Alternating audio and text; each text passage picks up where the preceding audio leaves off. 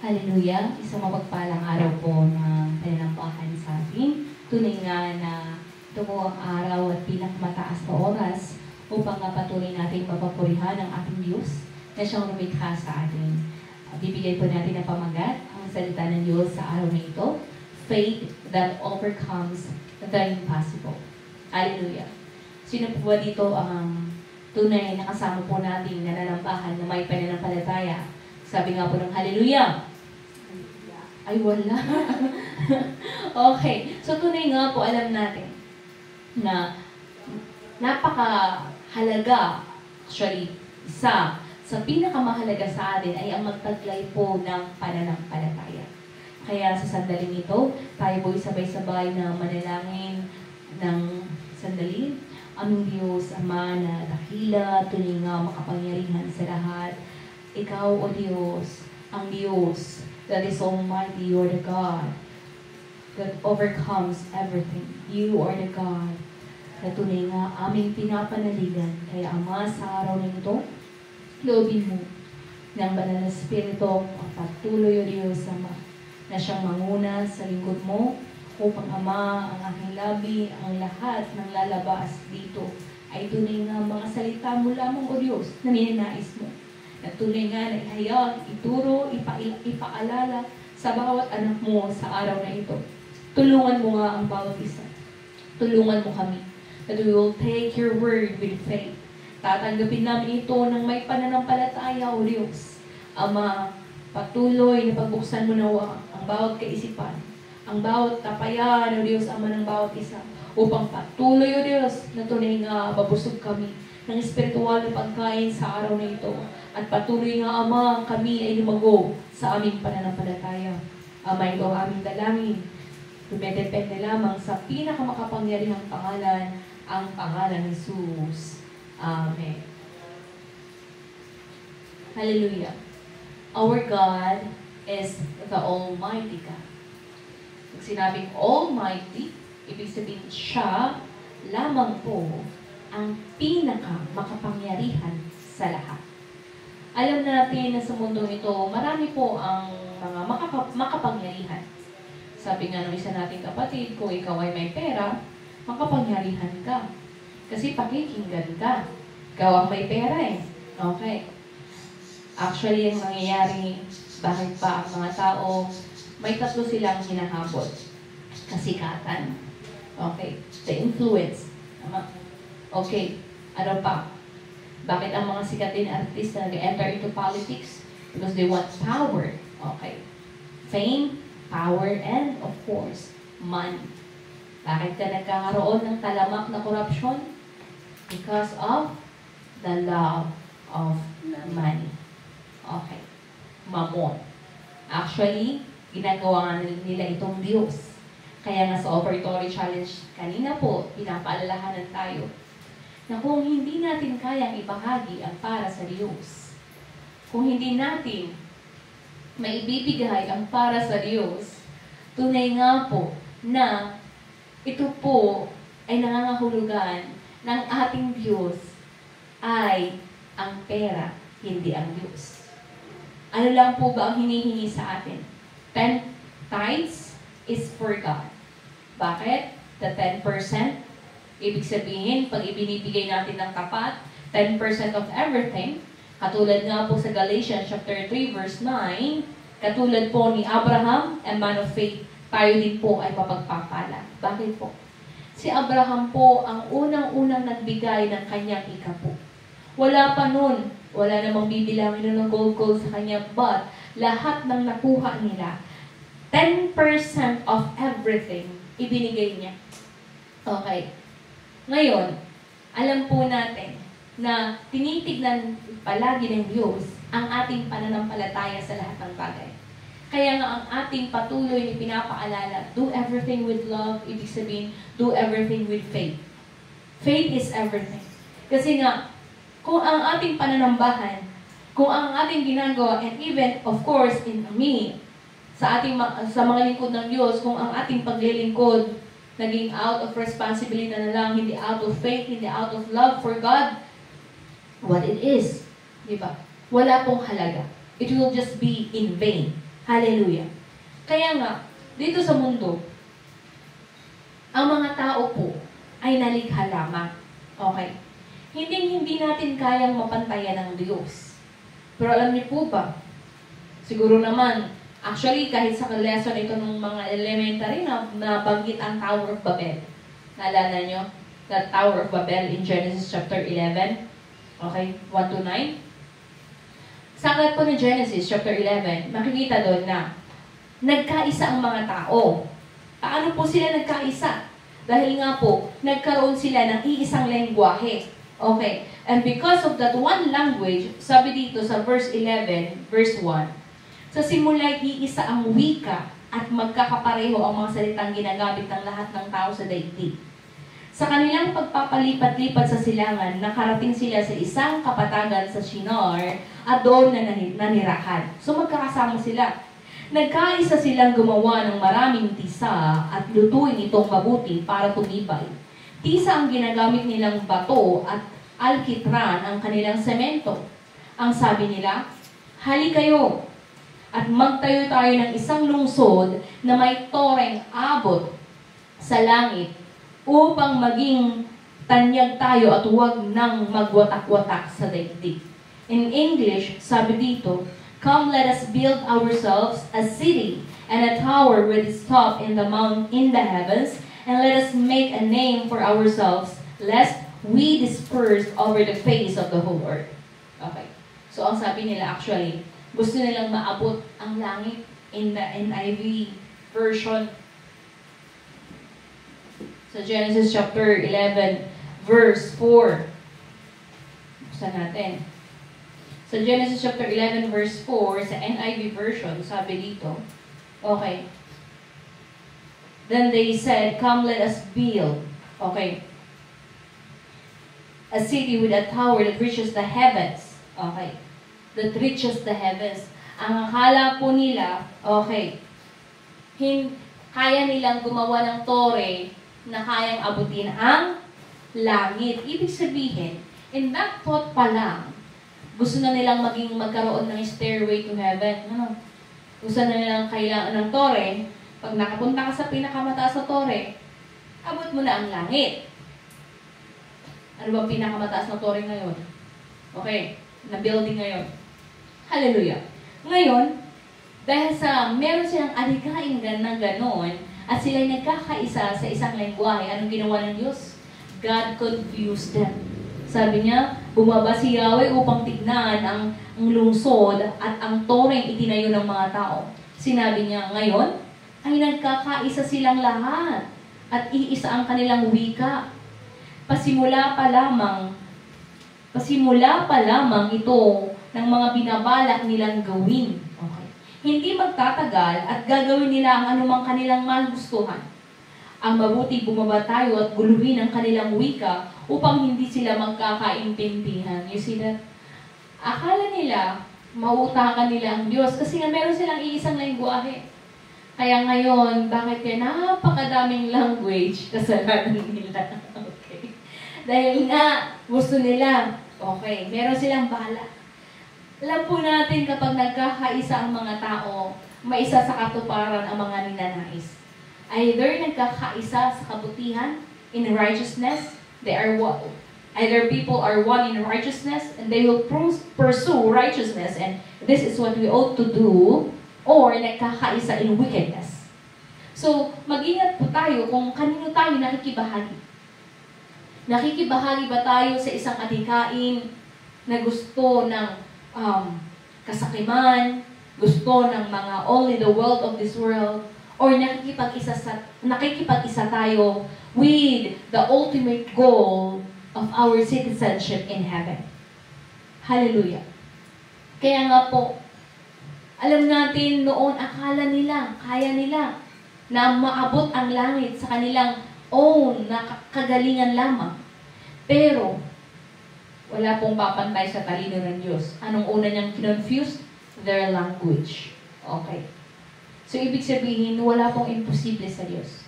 Ngayon, sa panahong ito, ano namang ginagawa ng mga mayayaman na tao? Okay. Cryopreservation. Cryopreservation. Okay. Anong ibig sabihin nun? Alam mo yung nire-ref yung mga tao. Halimbawa, pagkamatay, legal death, okay, namatay ng isang mayaman, meron siyang, di ba, pumirma na siya ng kontrata. Okay. Ang gagawin nila, yung body fluid niya, yung dugo niya, papalitan ito ng fluid, okay, para ma-preserve siya. Ngayon, after that, ilalagay din siya sa ref. Okay. Alam niyo kung magkano ang bayad nito? $220,000 USD. Okay. Kung kumulang na 13 million pesos. Okay. Ang procedure na ito.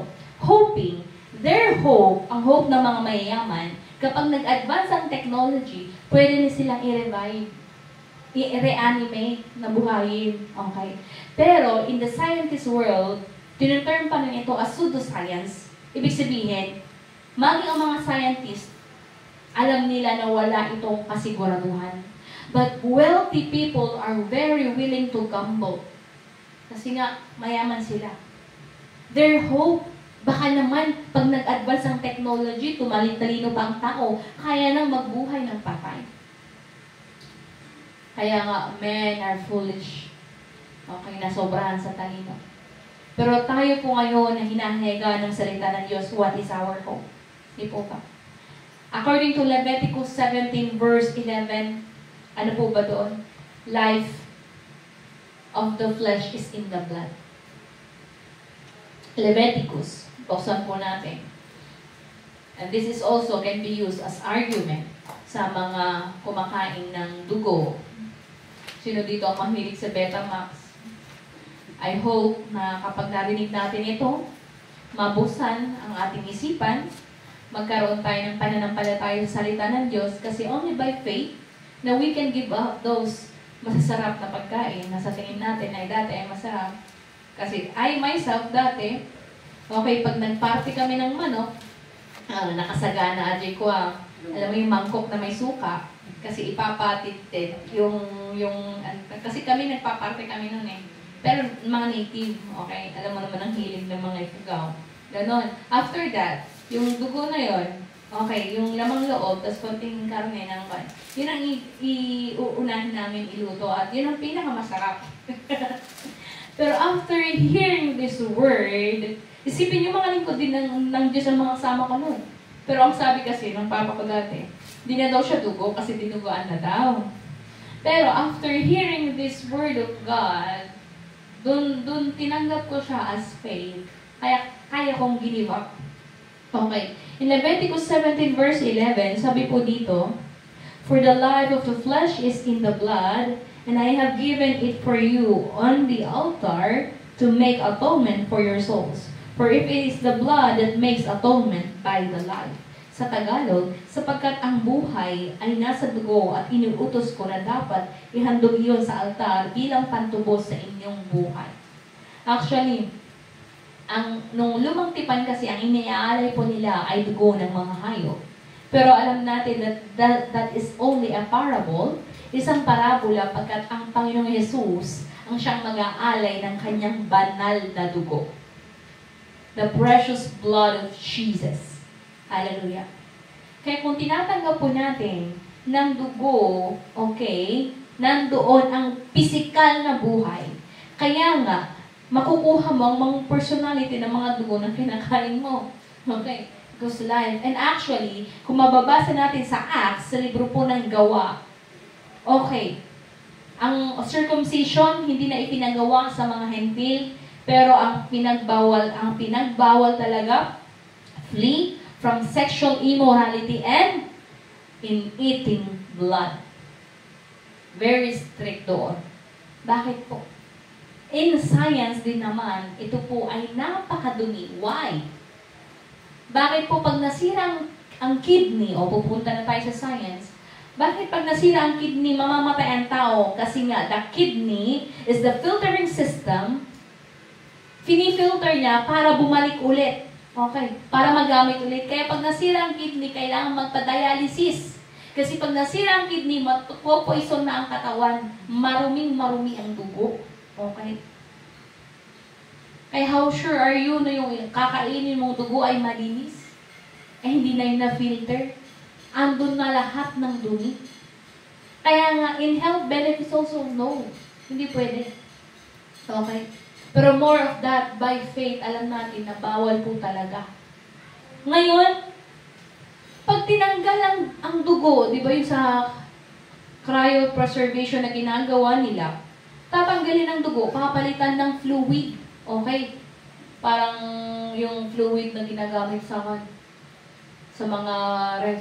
Okay. Yung fluid na yon, nalaglag ko kasi yung small notebook ko nandun. Okay. Ngayon, yung fluid na yun, yung blood, papalitan. Okay? So, sa tingin nila mabubuhay. Pero once, di po ba, na naubusan na ang tao ng dugo, mamamatay na. Tama po. Yun lang yung katapusan ng buhay sa flesh. Yun ang limitasyon ng pagiging pisikal. Pero tayo po, alam natin na hindi po dapat dito matatapos. Isipin nyo, ang pagbuhay muli ay wala po sa kakayahan ng tao. Pero ang mga mayayaman, umaasa sila. The true man, baka sa pagdating ng panahon, sila ay pwedeng buhayin muli gamit ang kanilang pera. Okay. Sabi nga po sa Matthew chapter 19, verse 26, with man, it is impossible. But all things are possible with God. Okay. Sa tao po, napaka-imposible mga bagay. Yun nga po yung isang sa tema natin. That we must have the faith that overcomes the impossible. Ang faith po, hindi po natin ito sarili. Para tayo po iyon. But faith in Jesus po ang ating pinapatungkulan. Pananampalataya kay Jesus pagkat sa sarili po natin, sa ating sarili, it's really impossible ang mga bagay-bagay, okay? Pero sa Diyos po, na ating pinapanaligan, lahat po ay posible. Kung sa kanilang kaya nilang magbayad ng dolyar, do you know our currency to heaven? Faith. If you have faith, okay? Kung ikaw ay may pananampalataya, sabi sa Matthew 17 verse 20, kung ikaw ay may pananampalataya as small as a mustard seed, kung ikaw ay may pananampalataya, sabi nga sa Matthew 17 verse 20, kasing liit ng mustasa, kaya mong utusan ang bundok lumipat. Utusan nyo ba yung Sierra Madre lumipat? Wag na po. Kailangan natin iyan dito sa Northern Luzon. Hallelujah. Ang ibig sabihin nun, ang representation po kasi ng mountain, okay, tunay na walang bagay na hindi ninyo magagawa kung kayo ay may pananampalataya. Okay? So, ibig sabihin po, ang pananatili sa Diyos, doon lang po natin na pagtatagumpayan ang mga imposible sa ating buhay. May mga tao sinasabing, hindi na ako mababago. May mga tao sinasabing, hindi na mababago tong sitwasyon ko. Mamamatay na akong ganito. Depending on your faith. Ikaw din po ang concern dyan. Ang Diyos po, siya po ay Diyos na binibigyan tayo ng malayang pagpapasya. Gusto mo ba ng pagpapala, kapatid, o sumpa? Gusto mo ba ng buhay o kamatayan? It's up to you. Ngunit alam niyo po ba ang nais ng Diyos in Deuteronomy 30 verse 19, ang nais po niya ay piliin natin ang buhay. Hallelujah. Kaya nga po, the very hope na kanino ko pa binabanggit ay matatagpuan po natin sa unang Korinto, chapter 15, verse 20 to 23. Basahin nga po natin. Mateo, 1 Corinthians, chapter 15, 20 to 23. Our hope is our hope in the resurrection. Amen po.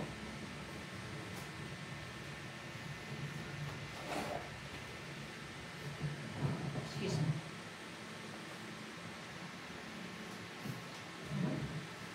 First Corinthians 15, verse 20. Ngunit sa katunayan, Si Kristo'y muling binuhay at ito'y katibayan na muli ngang bubuhayin ang lahat. Bubuhayin ang mga patay. Kung paanong dumating ang kamatayan sa pamamagitan ng isang tao, gayon din naman dumating ang muling pagkabuhay sa pamamagitan din ng isang tao. Sapagkat kung paanong namamatay ang lahat dahil sa kanilang kaugnayan kay Adan, ngayon din naman mabubuhay ang lahat dahil sa kanilang kaugnayan kay Kristo. Ngunit ang bawat isa ay may kanya-kanyang takdang panahon. Si Kristo ang pinakauna sa lahat, pagkatapos ang mga kay Kristo sa panahon ng pagpariton niya. Hallelujah. On the first resurrection, okay? Kasi nga, Jesus Christ resurrected already. Siya ay nabuhay muli. Ang ating pong inaantay ay ang muling pagkabuhay ng mga manamatay kay Kristo. Kaya nga, kanino tayo may kaugnayan? Yun ang tinatanong. Whom are you connected? Di ba napakalaga ngayon ng connection? Sinong kakilala mo? Pero alam niyo po ang sasabihin ko, kung sa mundong ito, napakahalaga ang connection, napakahalaga na may kakilala ka with a man with power. Pero sa atin po, sa espiritual, ang kailangan po nating makilalang totoo at dapat kilala din niya tayo, walang iba kundi ang ating Diyos. At ang pangalan po niya ay Jesus. His name is Jesus. Hallelujah. At yun po ang narapat na patuloy nating ihayag. We must believe in Jesus. Okay.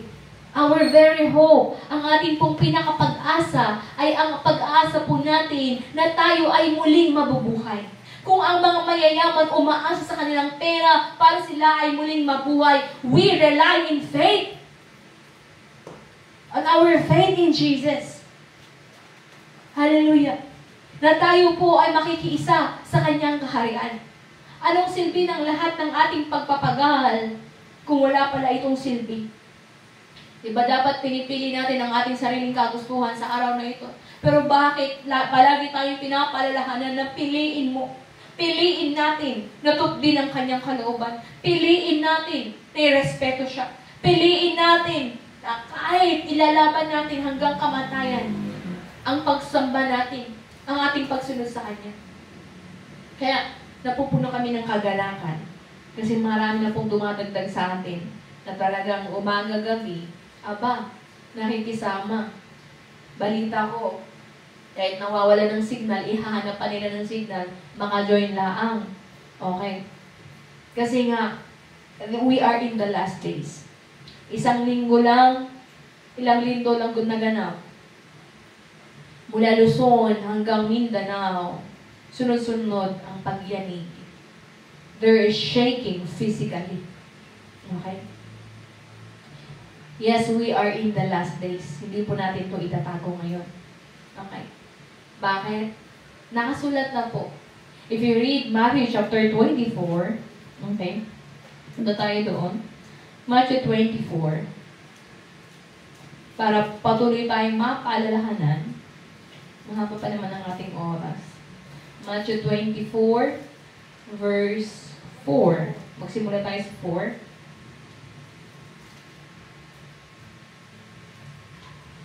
Okay, sabi dito. Sumagot si Jesus, mag-ingat kayo upang hindi kayo mailigaw ni numan. Mag-ingat. Maraming paparito sa pangalan ko at magpapanggap na sila ang Kristo at marami silang maililigaw. 6. Makakarinig kayo ng mga labanan at makakabalita ng mga digmaan sa iba't ibang dako. Ngunit huwag kayong mababahala dahil talagang mangyayari ang mga iyon, bagamat hindi pa iyon ang katapusan ng mundo. Maglalaban-laban ang mga bansa at gayon din ang mga kaharian.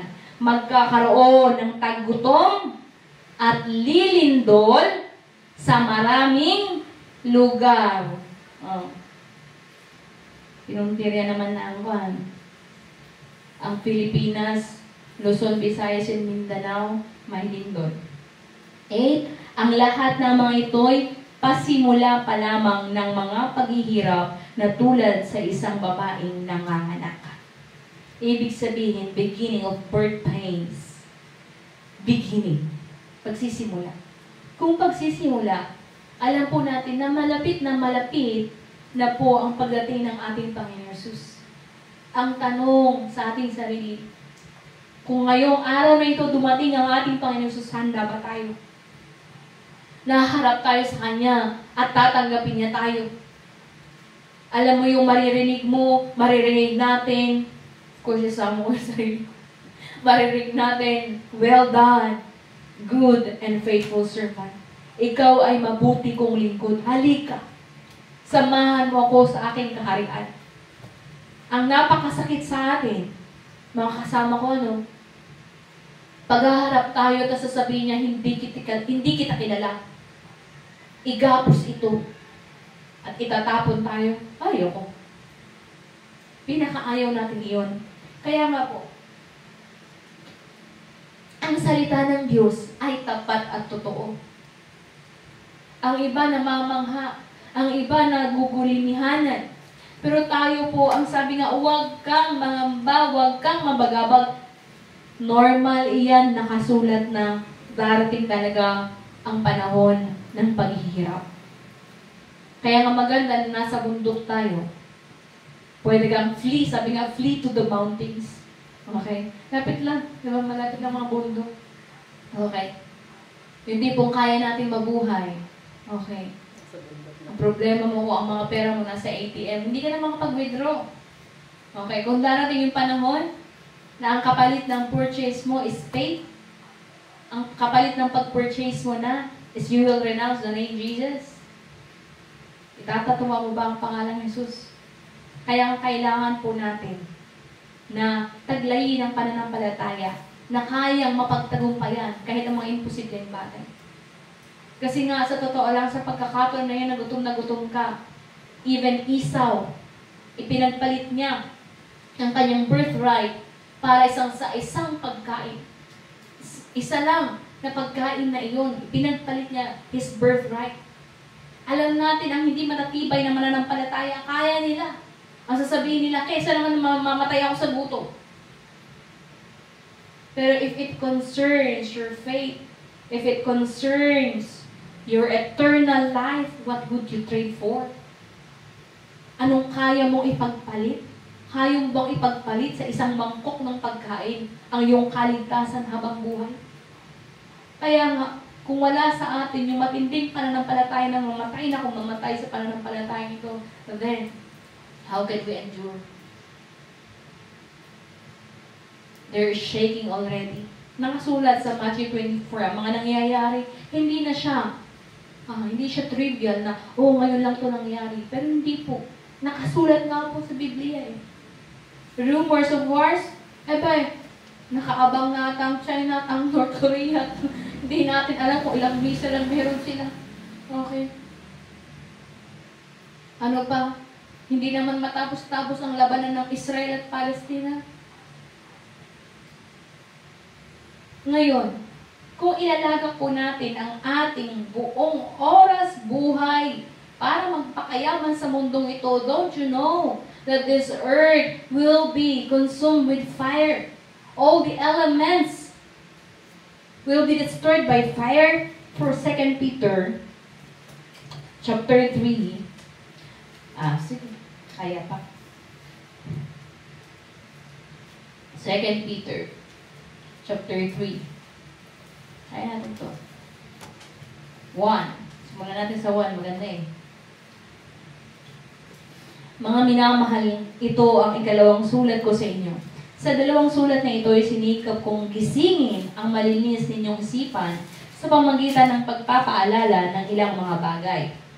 Excuse me. Alalahanin ninyo ang mga sinabi noon ng mga banal na propeta at ang utos na ibinigay sa inyo ng Panginoon at tagapagligtas pamamagitan ng mga apostol na isinugo sa inyo. Una sa lahat, dapat ninyong malaman na sa mga huling araw ay pagtatawanan kayo ng mga taong namumuhay ayon sa sarili nilang pagnanasa. Sasabihin nila, nangako siyang darating, hindi ba? Nasaan na siya? Namatay na ang ating mga ninuno, ngunit wala pa rin pagbabago buhat ng likhain ang mundong ito. 5. Sinasadya nilang hindi pahalagahan ang katotohanan, ang langit at ang lupa ay nilikha ng Diyos sa pamamagitan ng kanyang salita. Nilikha ang lupa buhat sa tubig sa pamamagitan ng tubig. Sa pamamagitan din ng tubig, ng malaking bahagi nunaw ang daigdig ng panahon yun. Sa pamamagitan din sa salitang iyon ay nanatili ang mga langit at ang lupa upang tubukin sa apoy sa pagdating ng araw ng paghukom sa pagpaparusa sa masasama. Okay? In 8, mga minamahal, huwag ninyong kalilimutan na sa Panginoon, ang isang araw ay tulad ng 1,000 taon at ang 1,000 taon ay tulad ng isang araw lamang.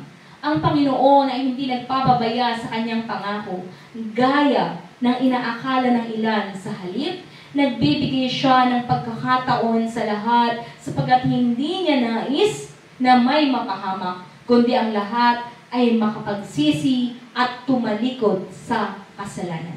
Ngunit ang araw ng Panginoon ay darating tulad ng isang magnanakaw.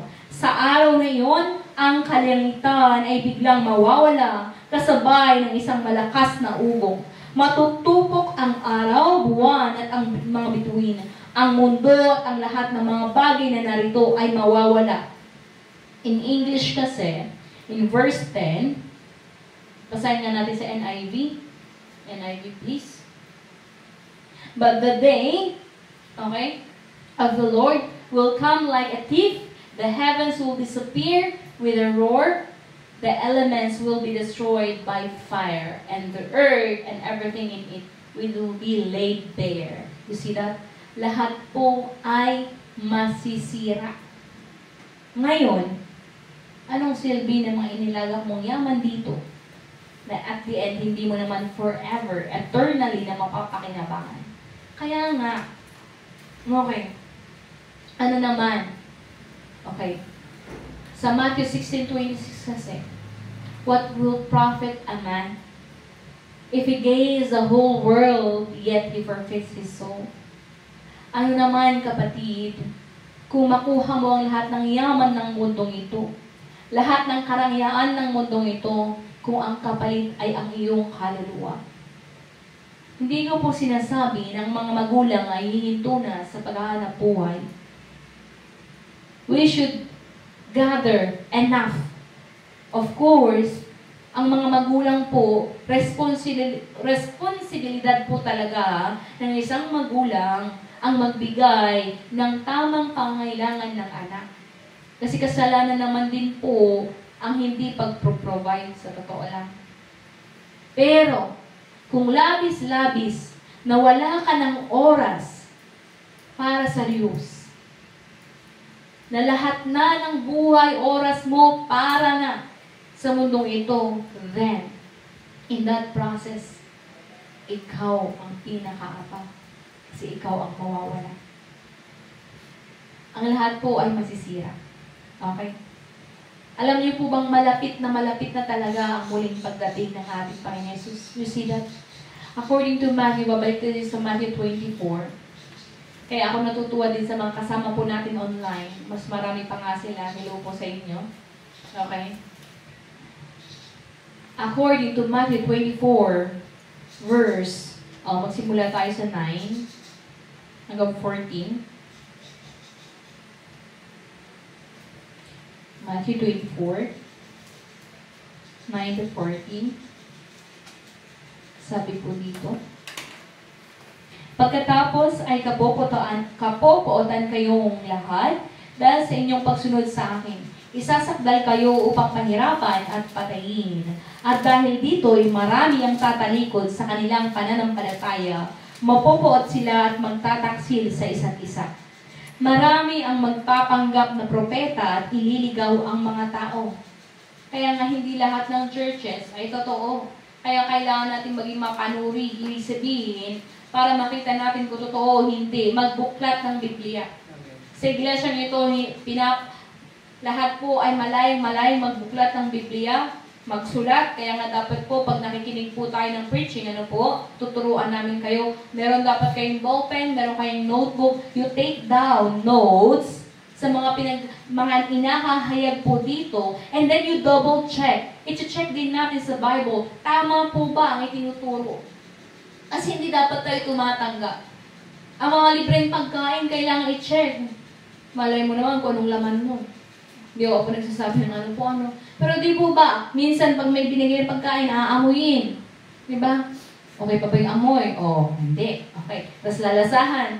Oh, masarap. Okay. Tapos tsaka mo lang kakainin, tama po ba? Hindi yung ganun agad. Tinuturuan din po tayo, according to Acts 17 verse 11, kailangan po nating maging mapanuri. Hallelujah. Tutuloy natin in 12, kasi nga, bakit kailangan natin maging mapanuri sa salita ng Diyos? Matthew 24:11 says, marami ang magpapanggap na propeta at ililigaw ang mga tao. Kaya nga, alam mo yung mabigat sa kalooban, yung napakadaming church member, pero ang pastor, ang ihahayag niya ay hindi totoo. O di kaya, ihahayag niya half-truth lang. Kalahati lang ng katotohanan. Bilang mga lingkod ng Diyos, ang iniatang po sa atin ay ang ihayag buong-buo ang katotohanan. Kahit batuhin ka pa, like Stephen, para lang maituro ang katotohanan. Kaya normal nga po, in verse 9, kapopootan kayo. Kaya nga, Pastor, may nagalit po sa akin kasi sinabi ko po ang ganitong katotohanan. Normal. Normal po. Kaya dalawa lang yung response sa pakikinig ng preaching. Either Acts chapter 2 or Acts chapter 7. In Acts chapter 2, they repented. Pagkarinig nila, okay, may mali ako, hindi sila na-condemn sa sarili nila, pero ang tanong, ano ang gagawin namin? Ano ang gagawin namin? Because repentance is a verb, action. Ito ay isang aksyon na yung pagkilos mo para ituwid ang kamalian, that is repentance. Kaya ang tanong nila kay Pedro, ano ang gagawin namin? Kaya ang sabi ni Pedro, when they are cut into their heart, Acts chapter 2 verse 38, repent and be baptized every one of you for the forgiveness of your sins and receive the Holy Spirit. Because if you receive the Holy Spirit, you will do the work. You will testify. Tutuloy natin. In 12, kaya nga, bakit maraming nalilin lang, babalik ulit tayo sa 11. Kasi nga, kapag ang naghahayag po ng salita ng Diyos ay hindi pinapanahanan ng banal na spirito, nakakatakot ang kanyang pwedeng sabihin. Nakakatakot din po kapag ang maghahayag dito sa harapan ay punong-puno ng emosyon at ang ihahayag niya ay out of emotion, not out of faith, not out of the truth. Yun po yung iingatan natin. Okay. Kaya nga, in preaching, in doing God's work, we need the Holy Spirit. Non-negotiable yun. The Holy Spirit. Because the Holy Spirit will correct us. The Holy Spirit will control us. The Holy Spirit, ang banal na Espiritu ay Espiritu ng katotohanan. In John 15:26, kaya nga, ang mga pinapanahanan ng banal na Espiritu, ang ihahayag ay katotohanan. Kaya kailangan din nating magkaroon ng discerning spirit because not all spirit is true. Tuloy natin, in 12, lalaganap ang kasamaan kaya't manlalamig ang pag-ibig ng marami. Ingatan po natin na ang ating pananampalataya ay manlamig dahil sa nakikita nating kasamaan sa mundo. Lantaran na ang pangloloko sa atin. Pero in the Bible, sabi din kasi, hindi tayo mag-go and protest. Bakit? Ang iniluklok ng Diyos ay may kadahilanan. If the people are wicked, He will allow a wicked to rule. But if people will repent, He will ilalagay niya ang isang matuwid. And now, I'm about to think, nag-repent ang Pasig, ano? Di ba may malaki doon na kongregasyon? That's why Pasig is blessed. Okay? Kasi nga, kapag ang isang komunidad ay totoong nagsisi, okay, sa kanilang kasalanan, they will turn again to God. Ang Diyos po ang magluluklok ng taong, okay, a righteous person para siya ang mamuno. Kaya actually, sabi nga ni Pastor Raymond, hindi natin pwedeng patuhin ng government ng gano'n. Because, babalik muna, paano ikaw? Magsisimula kasi sa atin. In the family. Okay. Ngayon, in 13, ngunit mananatiling tapat hanggang wakas.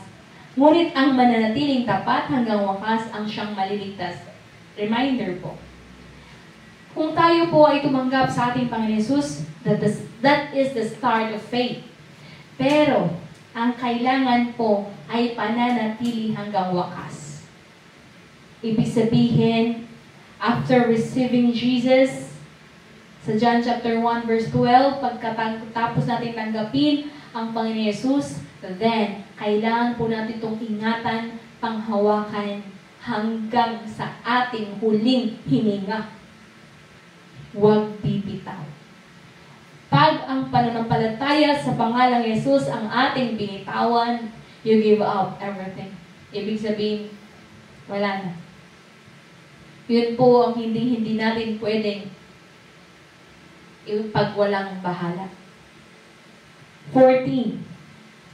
Ipapangaral sa buong sanlibutan ang magandang balitang ito tungkol sa kaharian ng Diyos upang magsilbing patotoo sa lahat ng mga bansa at sa kadarating ang wakas. And this is becoming true. Why?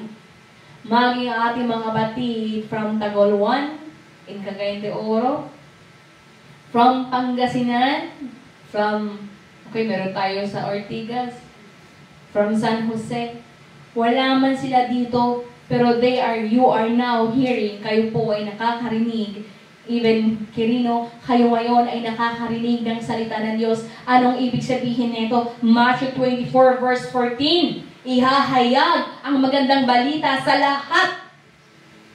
And hindi lamang naman po tayo ang naka-online.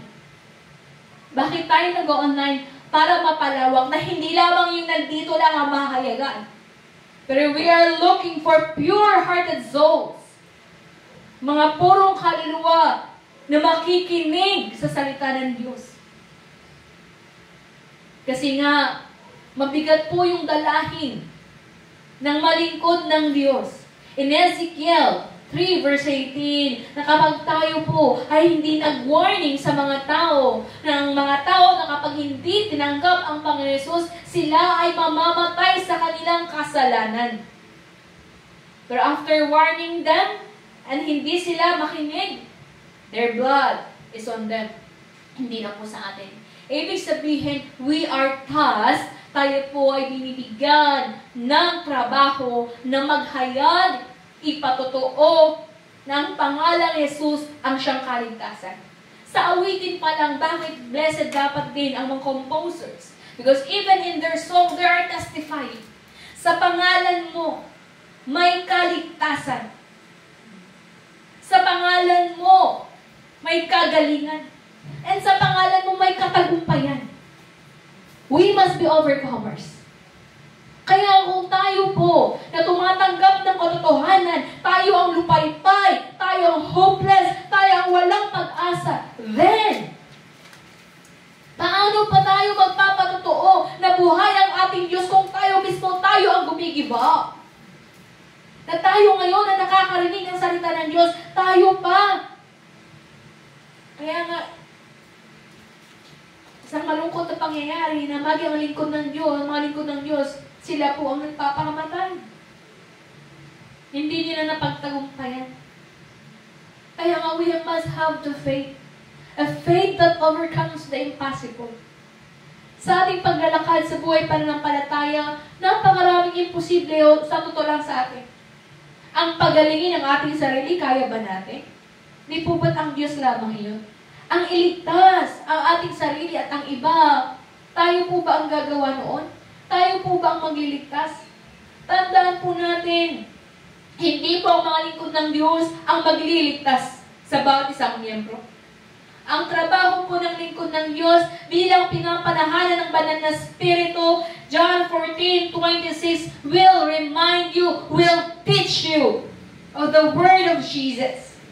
Kaya kung hindi na rin salita ng Diyos ang inihahayag ng lingkod ng Diyos, kanino na siya naglilingkod? Yun ang tanong eh. Kaya we have, sa mga nagnanais po ng paglingkuran ng Diyos, ask to receive the Holy Spirit.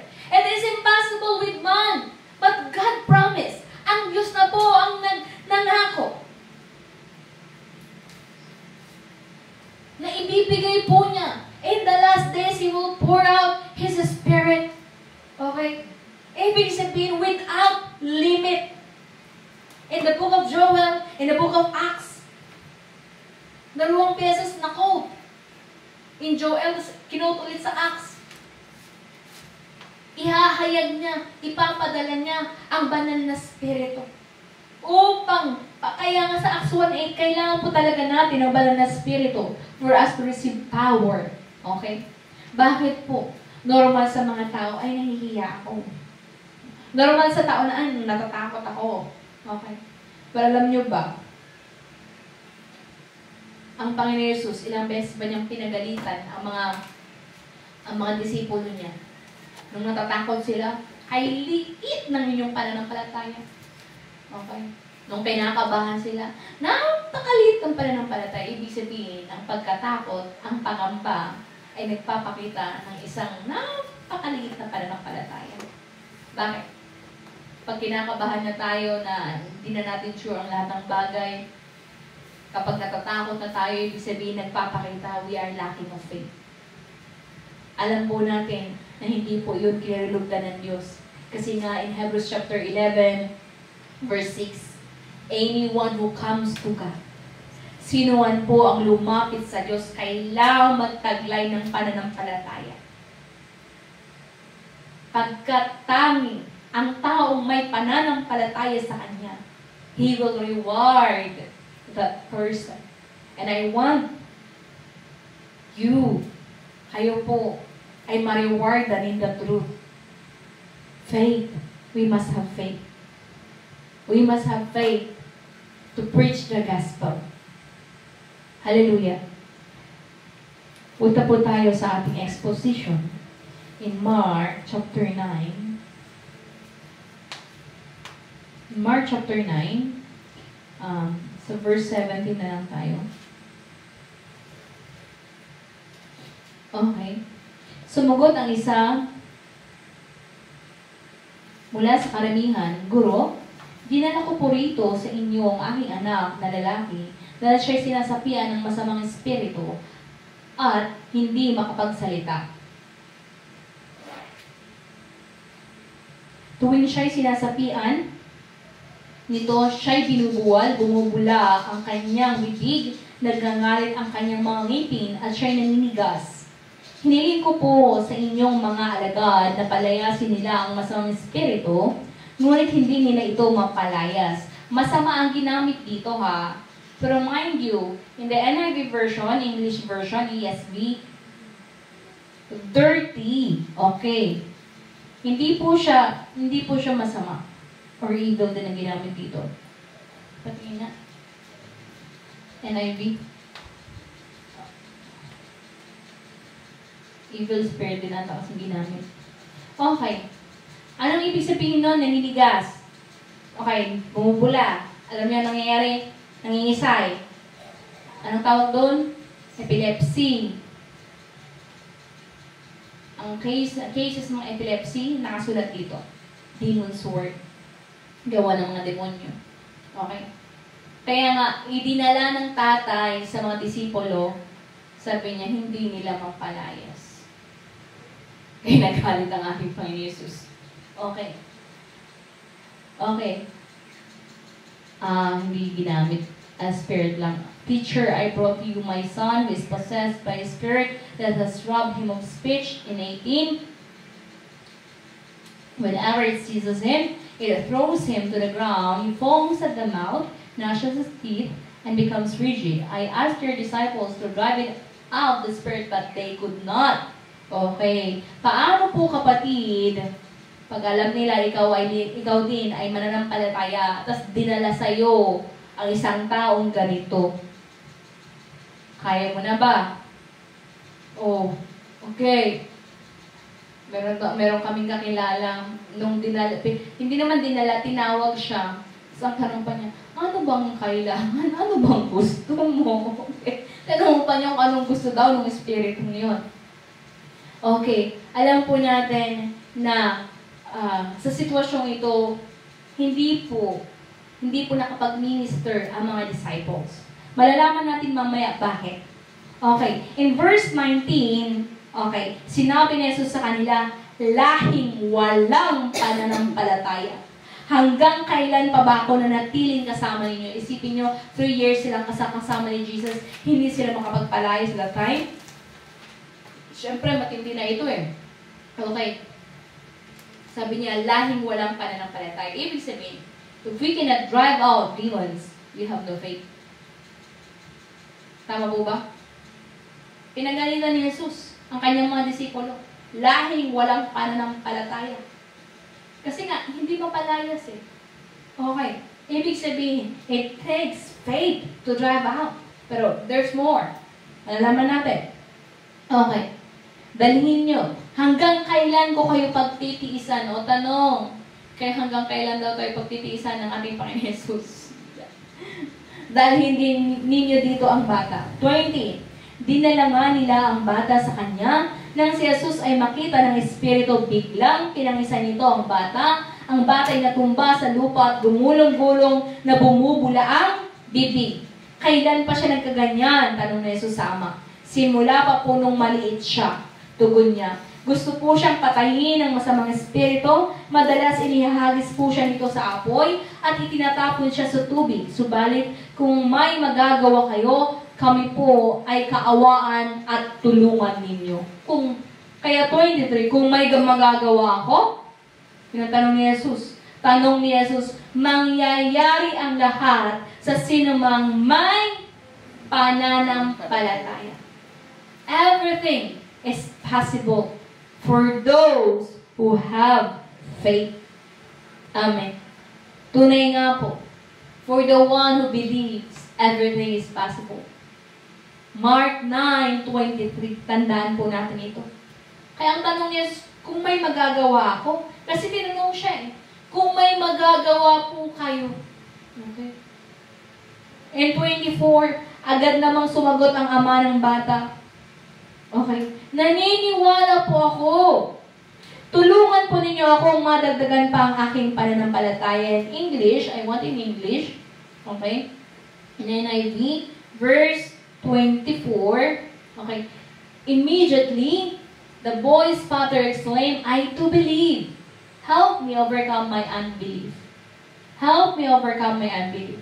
Oo, naniniwala ako, pero andun pa rin. Meron pa rin parte na kulang. Okay? Andun pa rin yung kakulangan, kawalan sa pananampalataya. Kaya nga, ang kakulangan sa pananampalataya, may equal mo na rin sa walang pananampalataya.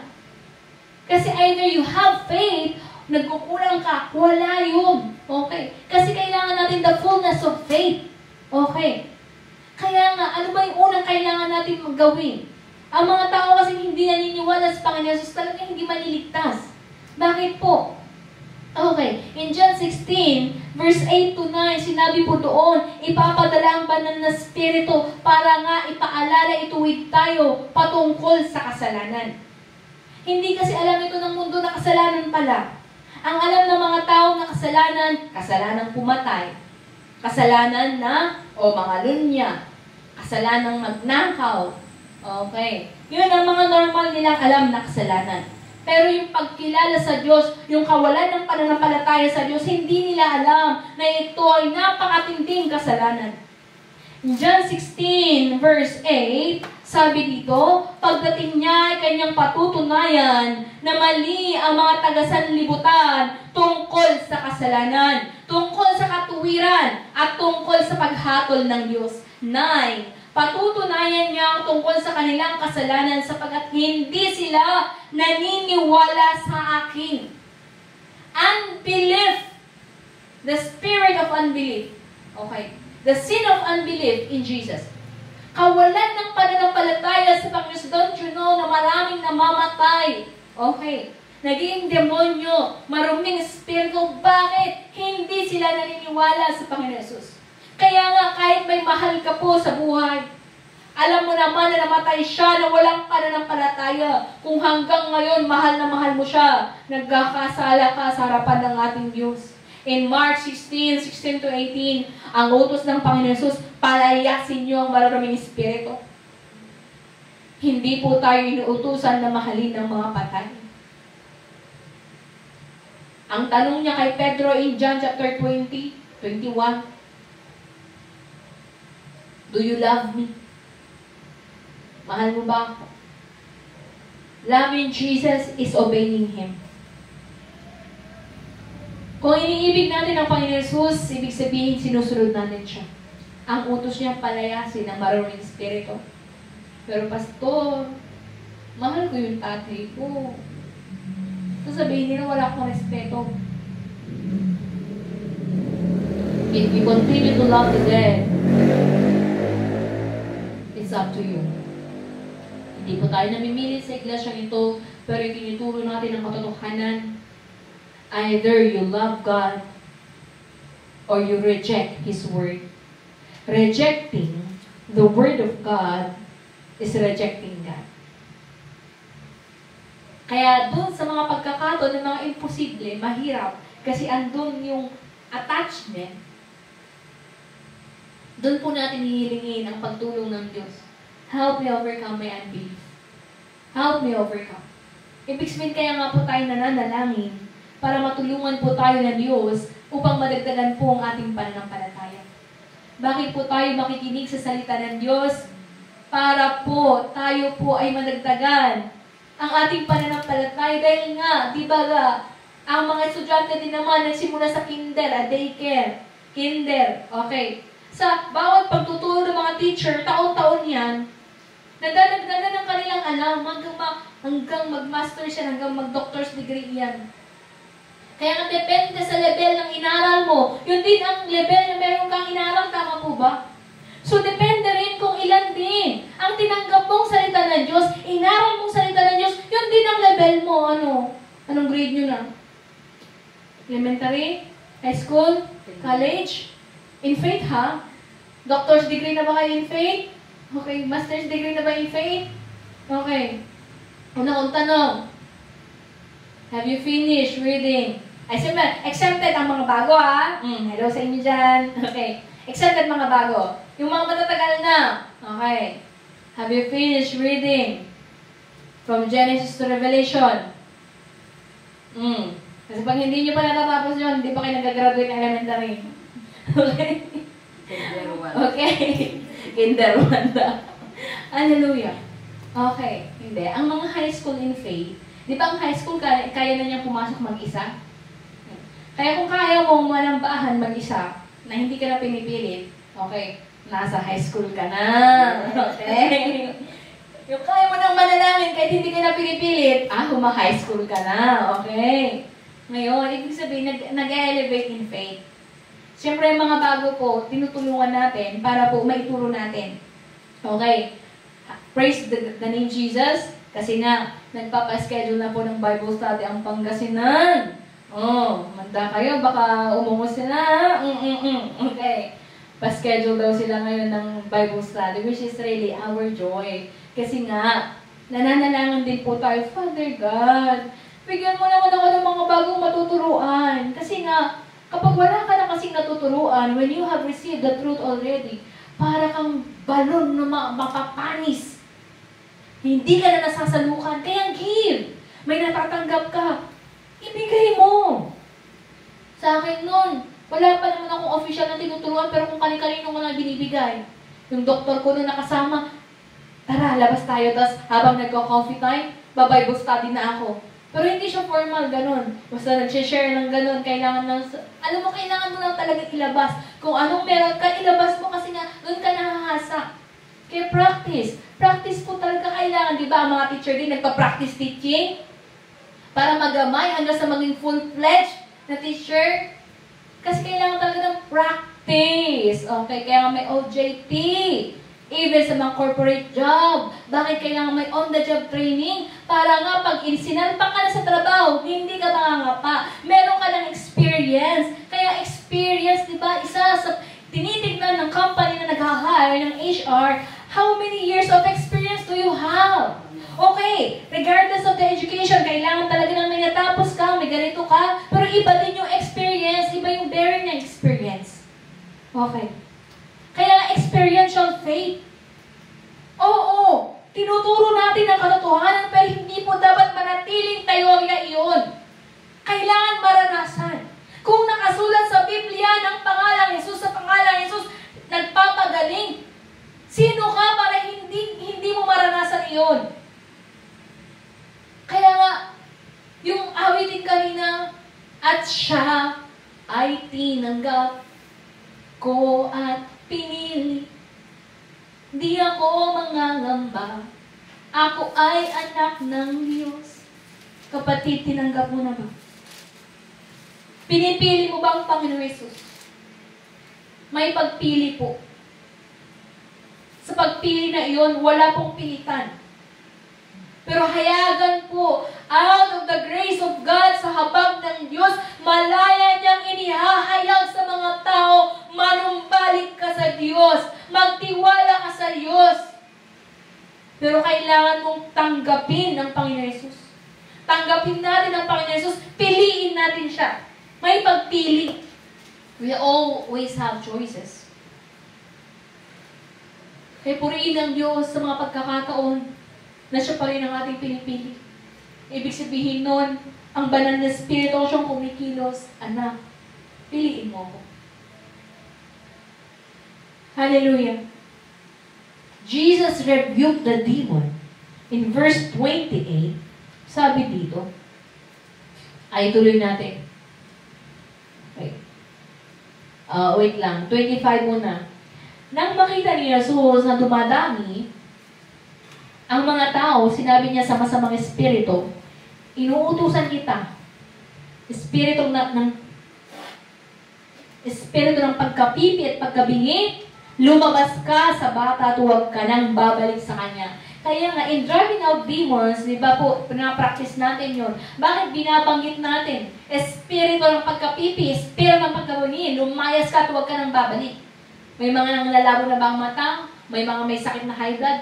Utusan nyo, ikaw na spirito ng high blood, lumayas ka. Ano pa? Di ba kinakas out dati, mga pangit na pag-uugali, espiritu ng kasungitan, espiritu ng pagkagalit, espiritu ng pride. O kailangan natin palayasin. Those will corrupt our character. At kapag corrupted ang character natin, ang hirap din. Para tayo makapag-ilaw. Sabihin natin, meron tayong katotohanan, but the light of God cannot light in us if we are corrupted in our character. Napakahalaga ng character in evangelism. Hindi po pwede na bagsak ang character natin. Paano tayo na nakakapula sa gospel pag ganun? Hallelujah. With authority. Kaya pag nagka-cast out po tayo, layas. Hindi tayo nakikiusap. We command. With authority. Inuutusan natin sila. Okay. 26, nagsisigaw ang masamang espiritu, pinangisay ang bata at saka lumabas. Nagmisulang bangkay ang bata kahit sinabi ng marami patay na siya. Ngunit ang bata hinawakan ni Jesus sa kamay, ibinangon at ito'y tumayo. Nang pumasok si Jesus, okay, so, minsan, di ba, pag nagka-cast out, minsan hindi napipigilan yung pagsigaw. Bigla na lang nagsisigaw, pero actually hindi ikaw yung sumisigaw. Yung maruming espiritu na nasa iyo, yun ang sumisigaw. Kasi bakit mo daw kasi pinapalayas? Pero kailangan natin palayasin. Mararamdaman yung kagaanan. If you really cast out demons, Diba minsan ang bigat ng ulo, ang bigat ng pakiramdam, kinakabahan ka, cast out. In the name Jesus. Hindi naman tayo magpapalaya sa anumang pangalan. Use the name Jesus. Okay. The most powerful name. Okay. Nang pumasok Jesus sa bahay, palihim siyang tinanong ng kanyang mga alagad, bakit po hindi namin napalayas ang masamang espiritong iyon? Nagtanong ang mga disipulo. Ano pong sinagot ng ating Panginoon Jesus? Sumagot si Jesus, mapapalayas lamang ang ganitong uri ng espiritu sa pamamagitan ng panalangin. On the footnote, with fasting. Fasting and prayer. Pero alam natin kasama din po ang faith kasi nga unbelieving generation. Kawalan ng pananampalataya po. Kaya hindi napalayas. Kakulangan sa panalangin. And if matindi talagang lalabanan, it needs fasting. Ibig sabihin, yung pinapractice po natin na pananalangin, kung gabi ang kaya muna, sige, night prayer. Hanggang sa kakayanin na po ang dawn prayer. Pero alam mo yung huwag po natin hayaan na lumipas sa isang araw, ang gabi, na hindi tayo nakakapanalangin. Naranasan ko, kailan ba yun yung one time na hindi nakapanalangin ng gabi? Bangungot talaga. Okay. Kaya nga, actually, prayer is our protection. Pero prayer, also, we ask prayer para tayo po ay ma-empower para magawa ang trabaho ng Diyos. Kaya nga sabi nila ng mga disipulo, kasi nga, hindi mo pwede enforce ang power ng Diyos na wala ka. Ang sekreto din po, the more prayer we have, the more angels we have. Ibig sabihin ng mga anghel ng Diyos, siya po ang tutulong sa atin. According to Romans chapter 10, verse 11, anyone who believes will never be put to shame. I remember yung testimony po ni Pastor Ratonet. Hindi na humihinga yung baby habang worship. Kinuha yung baby, inilagay sa pulpit. Talagang nanalangin si Pastor Fred pa siya. Yung asawa ni Pastor Ratonet. In the name of Jesus, we believe. Those who believe in you will never be put to shame. You will never shame your name. In Jesus' name, come back to life. Nabuhay po yung bata. Kasi nga, nung diba, itatak po na dapat diretso sa yung bata sa hospital, pero hindi maahanap yung susi ng kotse, ng sasakyan. Malayo po. Kaya nga, emergency na yun, talagang ang pinaka-emergency is call the name Jesus. Ano mo po, may casting out din na nangyari noon pa dyan sa Barangay Dos. Katulad din po nung nangisay na biglang nawala na ng malay. Ganon din po yung nangyari. Nawala na rin ng parang, wow, wala na. Tapos sabi nila, hala, hindi na humihinga. Ng mga tao, daming tao na ganyan. But in the name of Jesus, kaya lang po tayo nakakapagpalayas. Hindi po tayo makapangyarihan. Pero with God, faith in God, everything is possible. Kaya kailangan po natin ng pananampalataya. Okay. May mga panalangin po ba tayo o may mga bagay na inisip natin imposible? Pero according to John, chapter 16:24, until now, hindi ka pa humihingi. Okay? Humingi ka at matatanggap mo. And you will have the joy. You will have joy and you will be complete. Up to now, you didn't ask. May mga bagay actually tayo mga hinihingi ngayon. Mga impossibilities natin. Minsan naisip ko, ako mismo, ang dami kong mga impossibilities sa akin, sarili. But we must have the faith that overcomes the impossible. The reminder po, hindi po yung mga ipapanalangin natin, ang mga pansariling gain lamang, because depending what is your intention in prayer. Ay, ipanalangin pala mga imposible pastora, ha? Sige, 10 milyon lapag. Okay? Ang tanong, para saan yung 10 milyon? Okay. Yung muna yung tanong eh. Kaya be careful. In John 15 verse 7, remain in Jesus, remain in His Word, and ask. Ibig sabihin, in Colossians chapter 3 verse 2, sabi din, set your mind on things above, not on earthly things. Actually, minsan sa kahirapan natin, doon tayo tinuturuan, we must think of heavenly things, not of the worldly things. Chine-check din ang ating puso kung we have the craving for the physical only, for the wealth of this world. Chine-check din po tayo ng Diyos. Kaya nga po, anong klaseng pananampalataya na po ba meron tayo?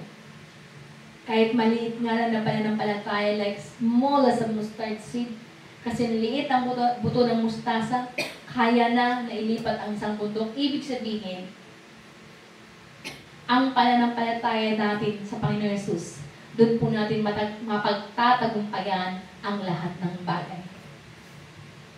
Meron ka bang sakit na hindi mapagaling-galing? Ang Diyos, ang katwiran niya, hindi po mababago. May prinsipyo ang Diyos sa kagalingan. Basahin niyo po ang Psalms chapter 104 verse 3. Kailangan po tayong mapatawad bago po tayo mapagaling. Repentance first. Forgiveness first. Bago po ang kagalingan. Meron ka bang hindi rin mapatawad? Sa totoo lang, ang tao minsan hirap din magpatawad. Imposible minsan, di ba, ang sinasabi nila, itaga mo sa bato. Hindi ko talaga yung mapapatawad. Mahirap ang tao magpatawad. Alam ko yan. Tao din naman ako. Pero yun nga, what is impossible with man, posible lamang po sa Diyos kapag idudulog natin sa panalangin. Amen po. Gusto niyo po bang mapuno ng kagalakan? Bakit minsan tayo ay nalulungkot? Depende sa lungkot na meron ka. Nalulungkot ka ba kasi nababurden ka? The wickedness of this world? O nalulungkot ka dahil hindi mo matanggap-tanggap ang iyong pinapanalangin? Why don't you ask? Why don't you pray? Ang Diyos po, ibibigay niya. Ang tanong, karapat-dapat po ba tayong bigyan? Handa na po ba tayo? Mapagkakatiwalaan po ba tayo? Halimbawa, hihingi tayo ng 10 bilyon. Kaya ba natin ibigay ang tithes nun? Amen. Sa 1,000 na meron ka, hindi mo maibigay ang tithes ng 1,000. Paano pang 1 milyon? Kaya nga, sino ang mapagkakatiwalaan sa maliit? Mapagkakatiwalaan din sa malaki. Kaya start now. Be faithful to God. Makikita niya, ang anak kong ito mapagkakatiwalaan. Pero kung hindi tayo mapagkakatiwalaan sa maliit, bakit niya ibibigay ang mas malaki? Ikakasira natin yun. Kaya nga po sa pagkakataon ito, alam ko ang bawat isa, meron tayong mga personal prayer. Isa alam ko is the salvation of our family. Isa po yun. Tama po, imposible po tayo na tayo makapagbigay ng kaligtasan nila. But let us challenge the impossible. Let us remain in faith. Ulitin ko, kung ikaw na nga lang nag-iisang pananampalataya sa pamilya mo, give up ka pa. What more? Ano nang mangyayari? Let us pray. Humingi po tayo ng kapatawaran sa Diyos. Sa mga pagkakataon na nagkulang tayo sa pananampalataya, sa mga pagkakataon na hindi natin pinagkatiwalaan ng kanyang salita at inisip natin na imposible ang mga bagay. Let us repent and now let us ask mga ating kailangan sa Diyos. Let us call the name Jesus 3 times and begin to pray. Jesus. Jesus. Jesus. Father God, Ama, kami ay narito. Nagpapakumbaba sa hirapan. Ama, tinatanggap ang aming mga pagkukulang, tinatanggap po, Diyos, Ama, na kami nga, O Diyos, Father God, may mga pagkakataon na nagkukulang kami sa pananampalataya. Ama, patawarin mo kami, O Diyos, Ama, sa mga pagkakataon, Ama, na tunay nga, na nakakaligtaan namin, na Ikaw ang Diyos na makapangyarihan, that You are the Almighty God. Ama, sa araw na ito, salamat sa banal na Espiritu, na siyang nagpapaalala sa amin na kailangan naming manalangin. Kailangan naming magpatuloy sa pananampalataya at kailangan namin, Diyos Ama, na manatili sa iyo. Ama, tulungan mo kami. Help us to overcome our unbelief. Help us to overcome ang aming mga kahinaan. Help us to overcome our impossibilities, Father God. Father God, manatili sa katotohanan. At tunay nga'y dinadalangin namin, have mercy on this church. Kahabagan mo ang bawat isa ng miyembro ng iglesia ito. At tunay nga, O Diyos Ama, that we will start, Father God, to obey. Repentance, O Diyos Ama, na totoo, Ama, Father God, tulungan mo kami. At tunay nga, O Diyos, patuloy ng pangalan mo lamang ang siyang maluwalhati sa aming buhay. Ama, patuloy ko ang dalangin, O Diyos Ama, humubog ka pa. Na mga manggagawa, O Diyos Ama, Father God, Jesus in this church, O Diyos Ama, na mapagkakatiwalaan ng iyong salita. Ama, tulungan mo sila. Tulungan mo kami, O Diyos Ama, na patuloy, Father God, sa iyo lamang kami magtitiwala. Ama, ito aming dalangin. Dumedepende lamang sa pinakamakapangyarihang pangalan, ang pangalang Jesus. Amen.